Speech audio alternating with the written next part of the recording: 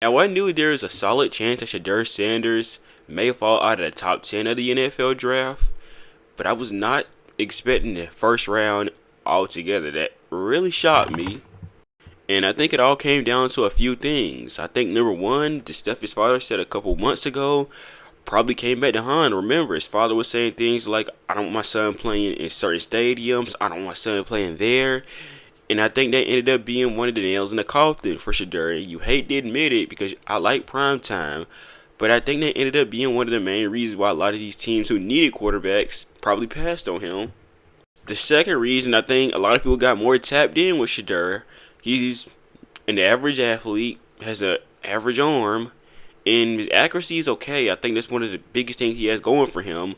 But everything else about his game is average at best, or maybe just solid at best.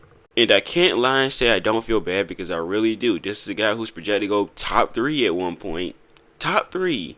He went from being top 3 in the NFL draft projected to being a second round pick probably. I like Shedeur's attitude. I think it goes to show that a lot of NFL GMs, they look out for stuff like this and they take that into account with selecting players. And I think, again, that ended up being a huge factor for Shedeur Sanders not being taken in the first round. I think people also need to start bringing up the race thing with this. I mean, I make fun of the Giants for being racist most of the time as a joke. I don't truly believe, I hope they're not racist.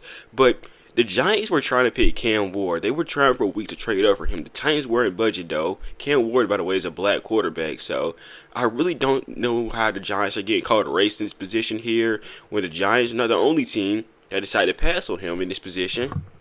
I think it's really just two things here, simple. Shedeur being a lot lower than what he really was, and I think a lot of people truly probably don't want to deal with prime time, and it's unfortunate because I love prime time. I love Dion. Bucky can be a little bit wild sometimes, but like him too. But I think that ended up being a huge factor into why he landed to where he was.